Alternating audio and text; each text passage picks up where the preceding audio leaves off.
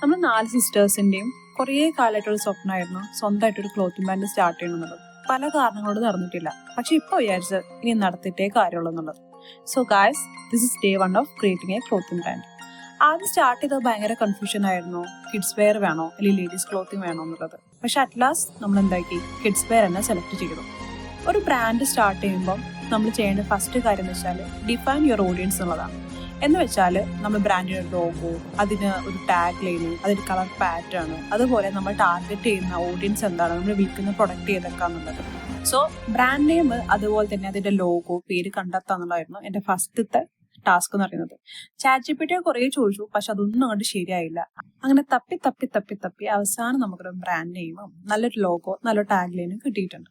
ആദ്യം വിചാരിച്ചത് simple task ആയിരിക്കുന്നതാണ്. പക്ഷെ പോകെ മനസ്സിലായത് അത്ര സിമ്പിൾ അല്ല എന്നുള്ളത്. കാരണം നമ്മളുടെ തീം, നമ്മൾ എന്താണോ വിചാരിക്കുന്നത് ആ കാര്യങ്ങളൊക്കെ നമ്മുടെ ലോഗോയുടെ അല്ലെങ്കിൽ ബ്രാൻഡിലൂടെ ആൾക്കാർക്ക് കിട്ടണമായിരുന്നു.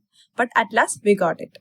ഇതൊരു സ്റ്റാർട്ടിങ് മാത്രമാണ്. നിങ്ങൾ ഓരോരുത്തരും സപ്പോർട്ടും നമ്മുടെ കൂടെ ഉണ്ടാവുമെന്ന് പ്രതീക്ഷിക്കുന്നു. So more updates, stay tuned.